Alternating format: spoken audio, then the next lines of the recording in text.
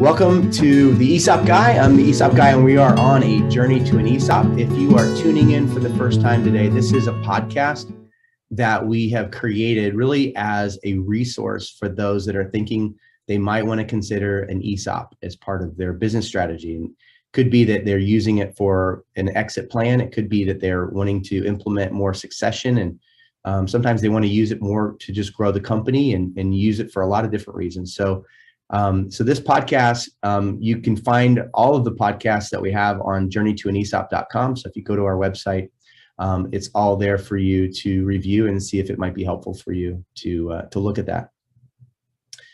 So a lot of times going through an ESOP transaction, what we find is there's particular, specific industries that we focus on that work a little different than other industries. And so today's topic is going to really focus in on what we call government contractors. And we're going to focus in on the idea behind how is a government contractor set up to do an ESOP transaction and how does all that really work.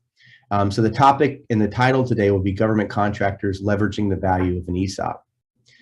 We all know government contractors, and as we think about them, they're really characterized as doing business with the government. So whether they're selling services or products to the government, when we focus a little bit deeper, a lot of times what we're really talking about are companies that sell to the federal government and are really concentrated sometimes within the Department of Defense. And so if that's you today, or you're any kind of government contractor, I think it's going to be a helpful podcast for you to be thinking about it. To do that, I wanted to invite Hobie Frady with Warren Averett on the podcast today, and really get some of his insight into working, because this is really what he does full time in working with government contractors. And his insight not only in that area, that industry, but also just the insight into how the ESOP works relative to the industry itself. Hobie's got a great experience in terms of his background. He's a partner with Warren Averett, what used to be president of Capstone Consulting Partners. He was also chief financial officer and chief operating officer for companies in the government contracting industry. So I think he brings a wealth of experience. He's worked with companies in the range of 20 million up to 500 million. So with all that, I wanted to kind of welcome you, Hobie, to the podcast today. Thanks, Phil. Glad to be here. Appreciate the invite. Great. So before we begin, I like to do this just because I do a lot of movie type of stuff on the podcast. So out of these three movies, just tell me kind of what you think would be your favorite and really why. So we have The Patriot, of course, with Mel Gibson. We have The Gladiator with Russell Crowe, and Saving Private Ryan with Tom Hanks. So out of those, what would you say would be your favorite movie? I think I'm going to have to go Gladiator. Gladiator. Russell Crowe, yeah. And I love that movie. I love all of them. That's why I put it out there. Why would you say Gladiator? I guess kind of, from the situation he was in to the situation he found himself in, leadership travels, right? So people follow a good leader regardless of situation. So that was kind of my takeaway on that. So yeah, it's a really cool movie. I picked those specifically because they're military. They're all kind of somewhat level of military movies, and that's kind of what we're talking about today. But you live in and reside in Huntsville, Alabama. One of the things that we think about Huntsville as kind of the mecca for government contractors. Is that true? Yeah, it's kind of Pentagon South, we like to call it. Kind of started with the space industry way back in the day, Warner von Braun, all that. But it's really increased over the last 20, 30 years. We have Redstone Arsenal. I think the last count, we have 74 federal agencies with some type of presence in Huntsville. Wow. So we've got a significant presence here and seems to be growing every day. So great market for government contractors. Yeah, and that's what everybody says. So you guys have specialized. I know you in particular have specialized in working with government contractors as your primary focus, right? Yep, that's it. Yeah. And been around it for a long time. And in Huntsville, you've got to know how to work with contractors. It's a big part of the market. So yeah. So with government contractors specifically, and then your ESOP background, and then your definitely an expert in that as well. Can you go back and kind of tell us a little bit of how you got to where you are today with, working for Warren Averett, and just kind of the how you got exposed to ESOPs, and then kind of how you how you use it in your current situation with the clients that you guys have? Sure. So, graduated from college with an accounting degree, went to work for a CPA firm. Didn't take me long to realize I didn't like audit and I didn't like tax. Yeah. So what are you going to do, right? Yeah. And so if you talk to the firm that I work with, they would probably say that's good because you weren't real good at either one of them. So actually went to work for a government contractor back in '92. And I was thinking about this last night. So I'm at 30 years, somehow or another involved with government contractors now. So I'm feeling pretty old thinking about that. But anyway, like you said, I've spent kind of half my career on the industry side and half of it on the CPA firm consulting side, and all of it with government contractors. I mean, that's really all I deal with. It's been interesting kind of working with business owners over the years and looking at different exit options for them. We've had times when the M&A market's real hot. We've had times when it's not.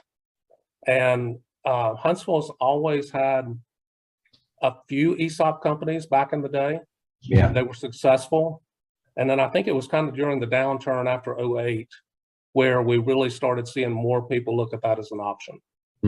So it's not unusual for us to have 2 or 3 companies in town go ESOP each year.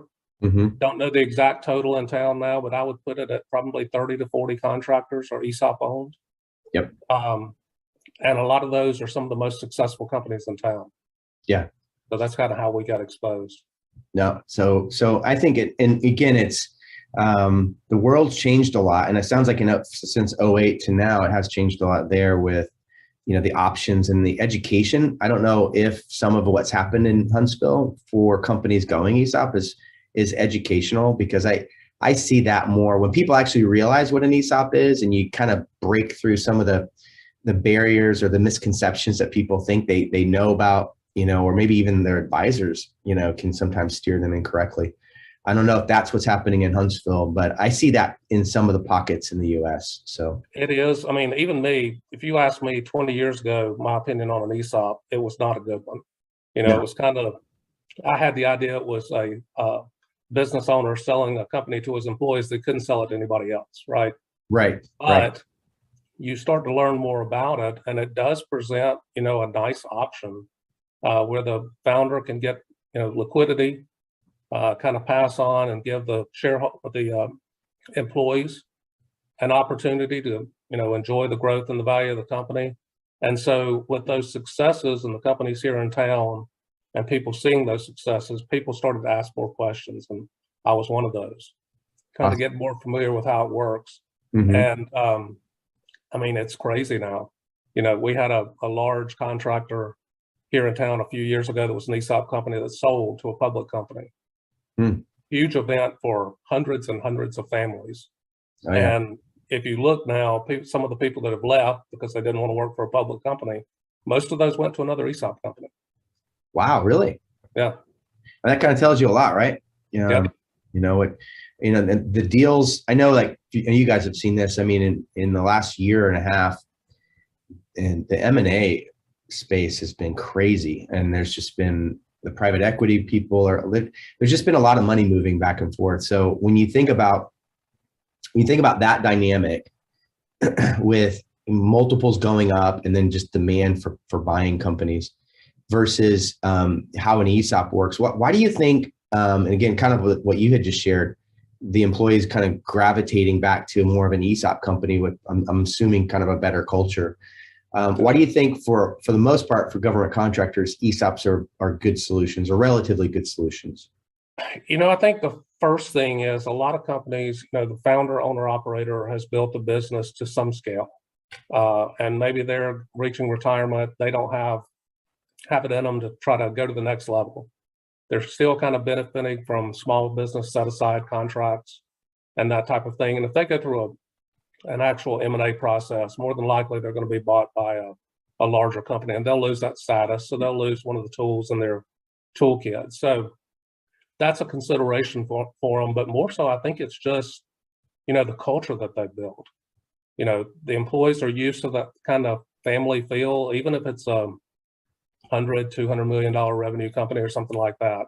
That culture that's been there for a long time, they want to preserve. And you can say what you want, and we have a lot of successful exits to strategics, and those work, but they're a little bit different. You can say nothing's going to change all you want to, but things are going to change eventually.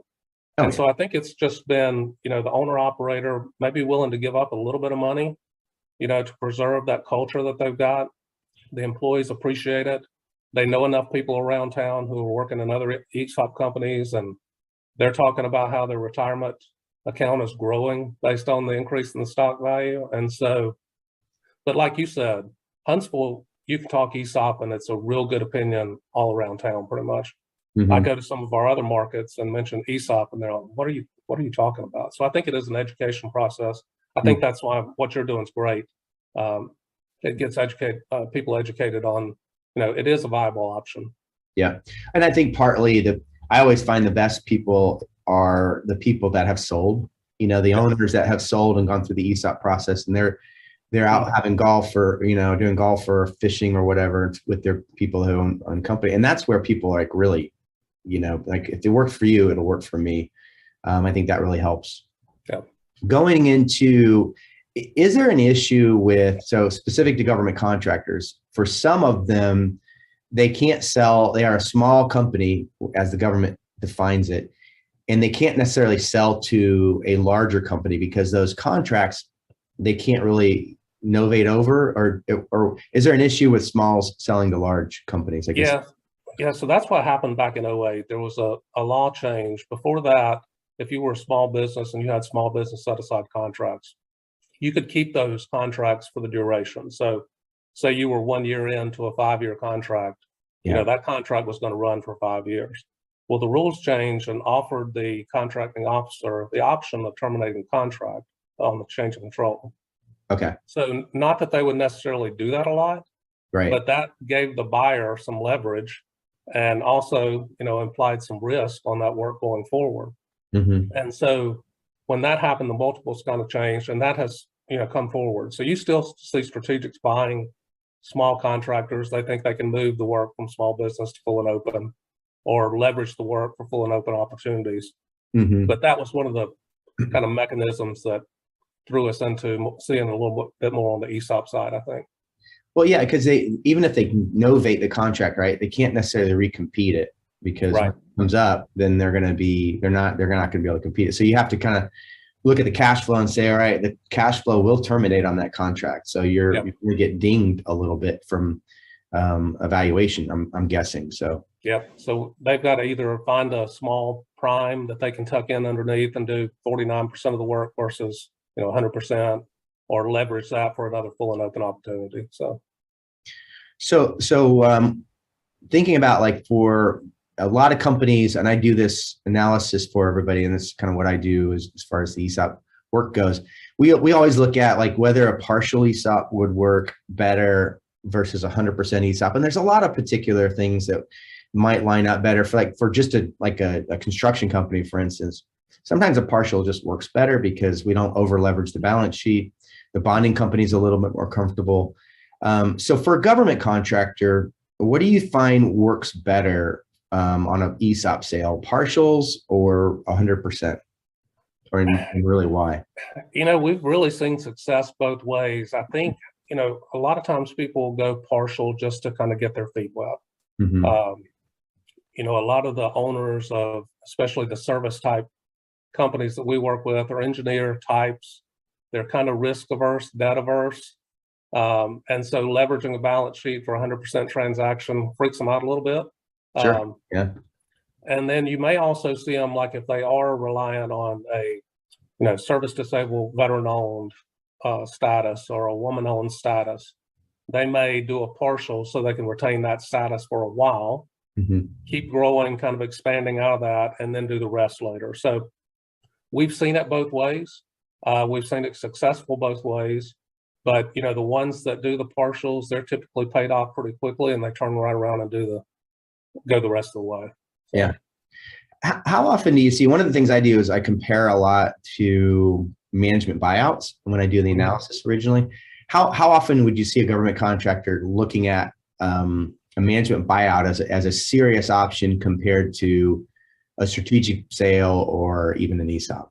We really don't see it that much. Yeah. Usually if we see an exit, it's going to be strategic or ESOP. We just don't see a lot of management buyouts unless it's on kind of the really small size. Yeah. Once a company kind of gets to scale, it makes it a little more difficult, and we just don't see that much. Yeah, it's interesting because I don't see it either on the government contracting side. I see a lot more on just regular construction companies, Right. contractors, because and it's what people are pretty comfortable with. What about the family dynamics in a government contractor business? So you have family members that are owners or kids coming into the business. Do you see any of that happening with again, compared to the ESOP? Not a lot. We don't see a lot of second and third generation. Yeah. It's a talent business, especially on the service side. So, you're recruiting that talent that can kind of take you to the next level. And that typically ends up being the next ownership group or leadership group. So we don't see a lot of second and third generation type companies in the government contracting space. Yeah. And it kind of along that line too, I mean, one of the things we all analyze heavily is the leadership in the development of the future leadership, and because it's a big part of the sustainability of the ESOP for government contractors. What do you see as, because it's hard to find people, and it's sometimes just really hard for people to exit because they don't have the people in place to take over. Are you seeing in your space of the government contractors that being a major issue, or something that most companies have a pretty good bench strength where they're able to build good succession planning with people coming up the ranks? Yeah, I mean, it's a major issue. Some companies do it better than others, obviously. Yeah. Once you get to a little more scale, it offers you the opportunity of bringing some additional talent on, and people who can move the needle for you. But it's definitely an issue, and a lot of it depends on what the owner wants to do post-transaction. Do they want to go away, when it closes? Do they want to stay around for a while? And maybe you've got a team that's almost there but not quite there.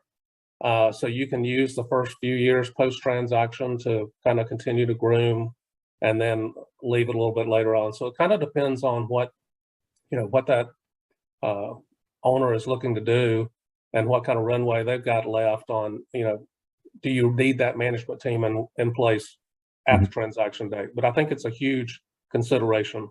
Yeah, it's. I mean, my focus is it's huge consideration. I've actually focused on this a lot in some of the other episodes, but it's not necessarily replacing, to me, the CFO position or the some of the other key positions. It's the person that, some of these companies, they're kind of driven around the personality of the main person, right? So it's replacing that kind of personality, like the key owner who kind of seems to know everybody, and you're trying to find the next person who or persons that can be really driving it. And it may be connected to how well they do at business development and getting the right opportunities with putting the proposals together, or it may be that person just has a charisma that everybody wants to be part of that company, so it's the talent, the talent thing. So I don't think that's particular to just government contractors, but I do find government contractors have a lot of key, one or two key people, or everybody thinks about when you think about that company, you think about that person, whether that be and so I don't know, do you see a lot of that? And is it, in your experience, what's the best way for them to start working through that? Yeah, we do see it a lot. I mean, when you mentioned if there's a smaller company and there's a couple of people who are kind of known as the company, really, Yeah. To a certain extent, it's because they've got a long-standing relationship with some of the customers. They know everybody around town. It's easy for them to get teaming partners, that kind of thing. So, that's great that they're that successful, but it's also risk, Yeah. So, a buyer is going to identify it that way. So I think the more companies can do to, kind of groom that next tier, bring on additional talent that may have access to a customer you're not currently working with, and kind of develop that over time where, you don't have a single point of failure with that founder, owner, operator having all the connections, because it's important that the ESOP company at least maintains, but hopefully grows post-transaction, so that share price goes up, everybody benefits, and it kind of works the way it's supposed to. So Yeah. the last thing you want is an owner going out and going to the house once they get their money, and everybody that's left is thinking, okay, well, we can't really do what they used to do for us. So yeah, that's not in terms of planning. I mean, that's definitely something that needs to be identified early in the planning process. And even if you don't, sorry, that's a big part of any business, really. I ask people all the time, what would happen if you just went away for a month, just left your business for a month, no contact, nothing? If they say, it would fall apart, I'm like, well, then what's it going to be worth to somebody else? Exactly. You've got to have it there where it can sustain without you. So that leadership transition is a big part of that. So and so what I'm saying too, and is if you start thinking about the beginning steps of an ESOP, what I do is I go through evaluation models so we can come up with an idea that would help hopefully be pretty close to, in my experience, is pretty close to what we end up transacting for. But nailing that down early on and what the involvement is going to be really important to the model. One of the other aspects of the valuation model that for government contractors is really interesting and I think kind of fun is, as we know, valuations for ESOPs are going to tend to weight themselves towards the discounted cash flow. And we know that the discounted cash flow itself is really built around a forecast. But with government contractors, your forecast is it could be, I'm bidding on these contracts and maybe I'm doing 20 to 30 million now in revenue.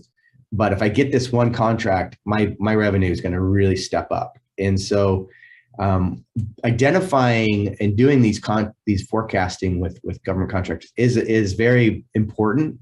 But it's also very challenging because it's kind of like, what if it was this versus what if it was that, right? And so what we could have is a potentially highly overvalued company or a very undervalued company. So I'm curious on your idea, on your standpoint with that, and how do you help a client with that issue? And what are some things you guys would do to advise on that? Yeah, so I think you kind of got it on both sides. So in one way, I think the government contractor is kind of easier to forecast because you've got 5-year contracts, right? Yeah. So if you're 1 year in, you've got runway, you can see it, it's there. Unless something unforeseen happens, it's going to occur. But like you said, they've got their pipelines built. If it's a recompete, they've probably got it at 90-95% probability. If it's a new contract, the incumbents had it for 3 turns, it's probably 10%. So I think working with the company and making sure that they're really, kind of being realistic on their forecast. Mm-hmm. If you see something that they're bidding for the first time, same person's had it 3 times and they've got it at a 90% win probability, I'm not going to buy that. And it's important for the company to realize that because it's binary, right? You either win or you lose. So that 80 or 90% that you had in there, it goes away if you lose. So, it is a challenge, but I think if you can look back at the company historically, kind of follow their capture and proposal process and look at, if they had this as a 30% win, did they get it? If they had it at 80, did they get it? And kind of see that history, that'll give a little more credence to the forecast.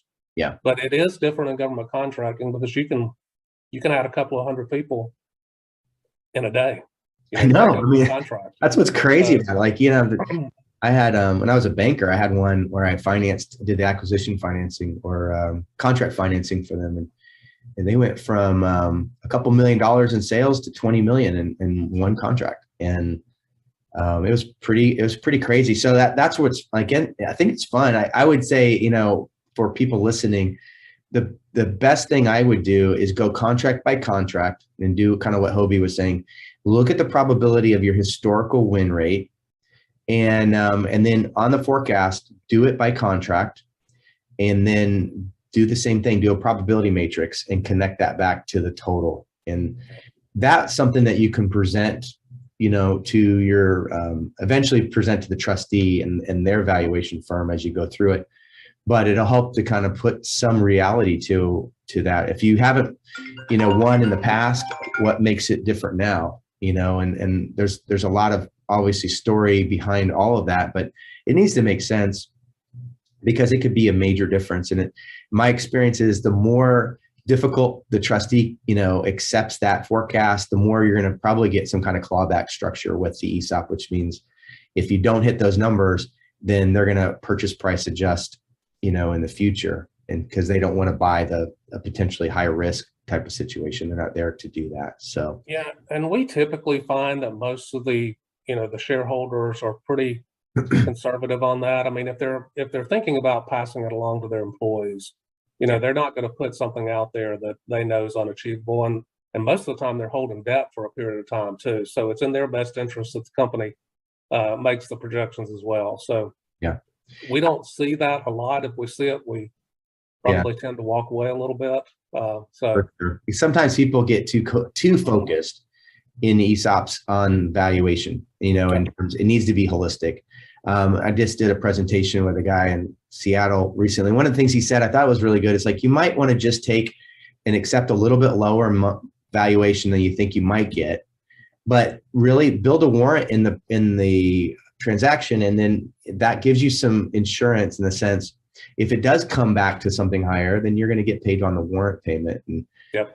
So I'm sure you're seeing a lot of that in the structures of ESOPs, with what you're doing.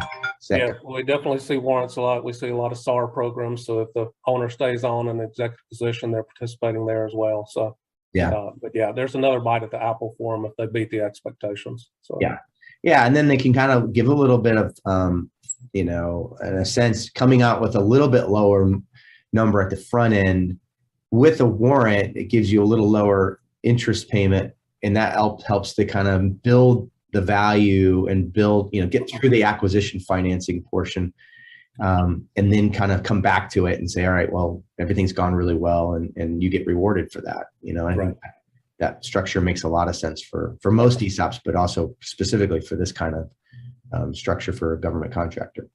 I agree. So everybody always wants to talk about this, like, okay, so how do I get my money out of an ESOP, which is, of course, very important. When you think about financing as the ESOP itself, what I mean by that is we're going to, as the company goes out and we put the structure of the deal together, the company's going to have and borrow money from two sources, really. The bank, which is one source of money, which would be the liquidity event for the ESOP. And then also the selling shareholders, and having them take on a seller note as well. For the bank portion, what do you see as the major obstacles that the banks are dealing with when it comes to funding and financing an ESOP transaction specifically for government contractors? So I think it's two things. I think one, it's understanding the government contracting business, and two, it's understanding the ESOP. If it's a bank that hasn't done a lot of ESOP deals, that it takes them a little longer to get their head around it, and they're probably not going to be quite as aggressive. That's one of the benefits we have in Huntsville. A number of the banks have done ESOP transactions. They understand them. They understand the government contracting community. They understand the borrowing base. So it's a lot easier for them to get comfortable. We get out in some other markets, and you're dealing with a bank that the company's been with for a long time and had a good history with, and they just can't get their head around it. So I think, when I'm talking to a company that's looking at going ESOP, we're respectful of the current banking relationship, but if they don't have an understanding, I encourage them to, talk to a few banks that have done these type of deals. Mm-hmm. You're typically going to get, better structure, better rates, a lot more understanding of the dynamics post-transaction. So I think, the bank's key in this, and if they understand it, you can get a lot better deal out of them than somebody that, kind of tiptoeing into it. Yeah, no, I think what you said is really good, because I think you do need both. And in my experience, some banks, they don't get government contracting at all. I mean, they may be good ESOP lenders, but they don't understand the way a government contractor's business works. As you can, we described the whole idea that company could grow in a year. It could be a humongous company compared to what it was before. So they have to be able to finance and underwrite that part of the company, but at the same time, they need to understand how ESOPs work. And then you have the airball, which a lot of these companies don't have a lot of collateral. I mean, that's the bottom line. I mean, they're service, most of them are service-based companies with great people, but at the end of the day, there's going to be some of that's not going to be collateralized. So that's going to be difficult for people to get their heads around if they're not accustomed to ESOPs. Yeah, that's right. And I think, the banks that have been successful in the past, and they see a history of, you've got a 5-year term with a 7-year AM or something like that, and it ends up getting paid back in 2.5, or, they've seen that history before just because of the power of the cash flow. Yeah. So they understand that. So that's why I think it's really key just, for the banker to have an idea of how, I see how it looks on paper with the structure, but how is it really going to happen post-transaction? Mm-hmm. Yeah, exactly. Let's talk about one issue that kind of came up early when we talked a little bit about the partial ESOP. And so when you're thinking about the special designations for government contractors, and I will basically say you have, we have all kinds of them. You have 8A, hub zone, veteran, women owned.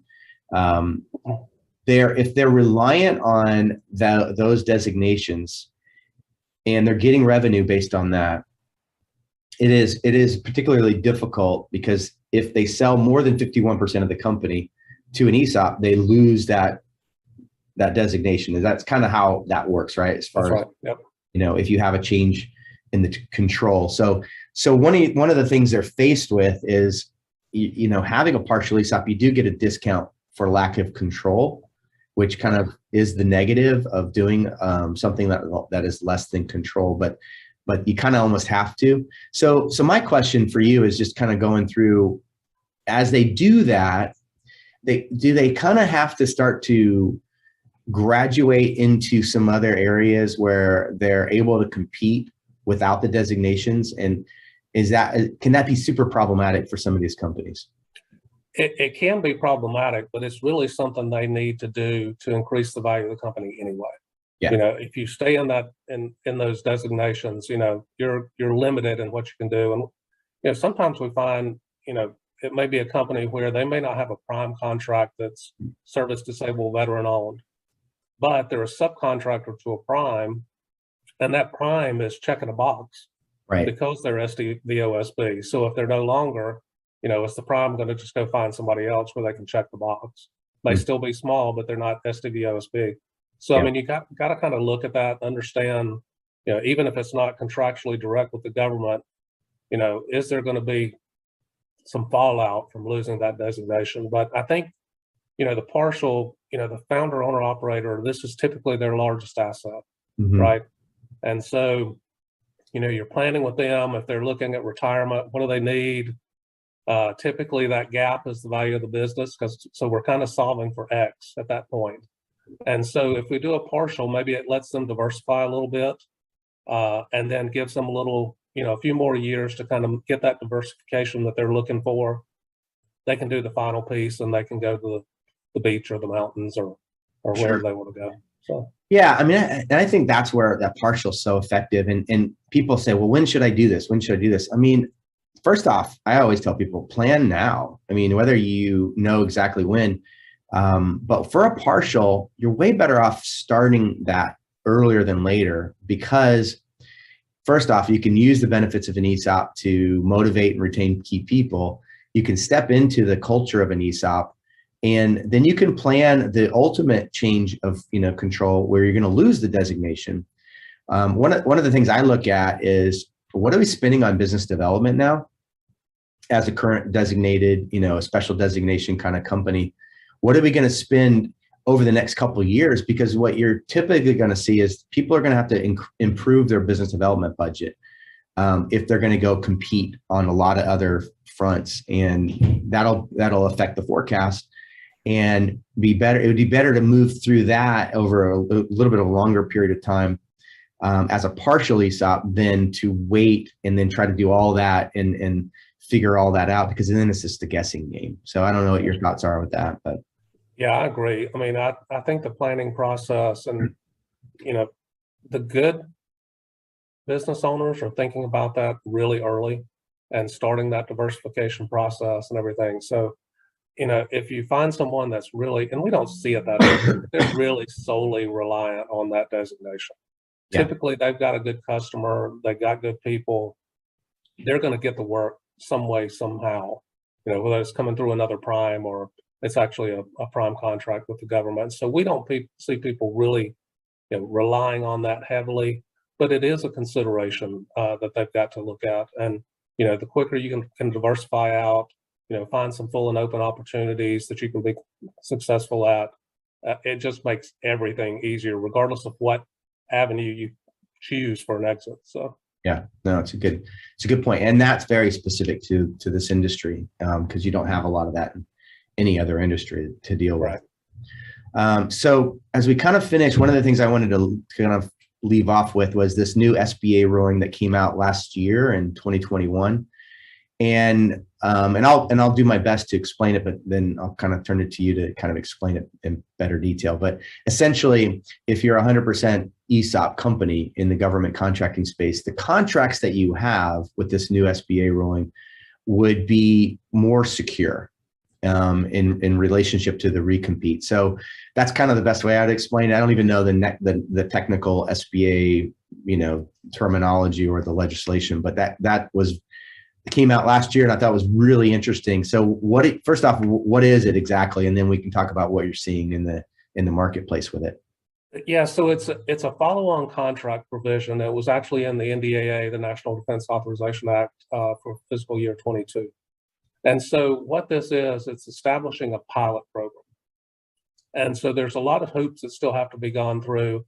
There's a data collection process for the government and a reporting strategy. So right now, the government really doesn't know how much of their work is going to 100% ESOP-owned companies. Oh. So there's a data collection process. And I know ESCA is heavily involved with this. There's a subset of ESCA, ECR, the Employee-Owned Contractor Roundtable, that has really been successful lobbying Congress on this. And so what will happen if this program gets put in place is if you're a qualified business, 100% ESOP S Corp, then the contracting officer can one time direct award a follow-on contract to you without competition. There's some criteria for that. You have to have satisfactory past performance and those types of things. But that's another way where an ESOP company can get a little longer runway. So you can do it one time for each contract. So say you've got some kind of heavy concentration risk, 50% of your revenues in one contract, contracting officer could direct award that for another 5 years and give you some additional runway. So it could be huge for the government contractors, but it's a matter of getting this data collection done. And I think ESCA is trying to do a lot of the data collection on behalf of the government to kind of move this forward. But Congress is important to this specifically, but also to ESOPs. And we had an ESOP roundtable not too long ago, and one of the VPs from ESCA was talking about it. And there's a big retirement coming up on some of the members of Congress that are ESOP supporters. In 2022, I think there's 6 that are retiring. And if you look back over the last few cycles, there's probably been 6 over the last 3 or 4 cycles. So there's big retirement coming. So there is a lot of conversation going on with Congress, trying to make sure that we keep the benefits of the ESOP and then maybe try to expand them on the government contracting side a little bit. So, this is the first big step. I think there's some thoughts out there about, expanding NAICS codes for government contractors if they're, employee limited or revenue limited, maybe expanding that if they're ESOPs. So there's a lot of things being talked about, and, ESCA, for the ESOP companies, if you're not a member, they do a great job advocating on behalf of ESOPs. If you're a government contractor, ECR, kind of that subset does as well. So, I would encourage people just to get to know those groups. Okay. And ESCA, for people that don't know, is an acronym for what? Do you know? The Employee Stock Ownership Corporation of Okay. America, maybe? Hang on, Okay, I so can just probably tell you right quick, but okay. Yeah. So just because people are going to be like ESCA, and again, they probably haven't heard of it. yeah, and I apologize. We speak an acronym a lot on the Yeah. government contracting side. So, No, I mean, those are good. I mean, they're good resources. And I think part of that to say deeper in that, like getting involved, of course, you may not want to wait until you're an actual ESOP company, but getting involved, because ESOPs are really a creation of legislation. yeah. And it's like the best legislation that I can even think of, because there's nothing else that exists like an ESOP. In other countries, like I did a podcast with this guy from Australia. They have ESOPs, but they don't have the same benefits. They don't have the same tax benefits that we have. And so when you start seeing some of these new rulings, it's like, that's really powerful. And what we all want for the ESOP people that work in this space, we all want is for ESOPs to be successful and for them to be more, because they're better for everybody. They're better for the community. They keep companies, cultures, they keep the jobs in the communities. They're just a really great vehicle as long as they work for everybody's goals and objectives. So anyway, if you don't have that, I'll throw ESCA on our website. You can check out Journey. Yeah, it's employee-owned S Corporations of America. So employee-owned S Corporation. Yeah, so it's specific. That organization is specific for the S Corp ESOP. But yeah, I know they're all over the country too, and they have a lot of different, probably meetings in different states. So check that out. So kind of as we finish, Hobie, I really want to say I appreciate your time. Would there be anything that you'd want to kind of summarize to say, or for government contractors thinking about going ESOP, that you would want to give as advice to people thinking about this? I think it's really just, the business owner's got to do what's right for them. So I would say evaluate all your exit opportunities. Yeah. If you're just starting out in business, start thinking about those and planning for them from the get-go. I mean, it will drive the way you try to grow your business. But as you get to that point, evaluate everything. Sometimes a strategic sale is the right answer.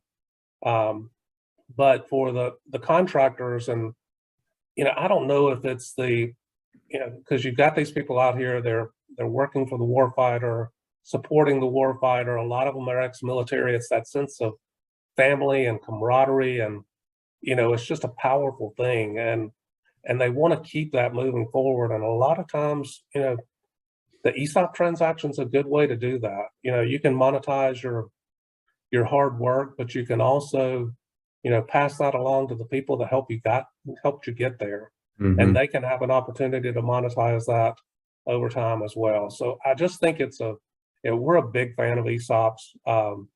We've seen them be successful. It does help with retention. It helps attracting new talent. And you can just see a mindset shift in the employee group once they get it. And, our clients will have ESOP Day where they announce the new share price, and it's a big celebration. So it's a powerful tool. I would just say, if you don't really understand how they work, listen to some of Phil's podcasts, go to an ESCA event. We're happy to, set you up to talk to somebody that's been through it, get their thoughts on it. So I think that'd be my parting thought. It's just, know that it's out there, explore it as opportunity. If it's right for you, it can be a powerful thing. Mm-hmm. No, awesome. I think those are good summaries, and more people like you guys, Hobie, that get it. I mean, it really is helpful because you're giving people the right information as key advisors in the whole process. So I really appreciate your time today. I know you got a lot going on, like we all do. So to make time to help people, I think is just really helpful, and I appreciate it. Absolutely. Glad to do it. Okay. So for everybody else, thank you so much. Check us out on journeytoanesop.com, and we will see you on the next step on this journey to an ESOP.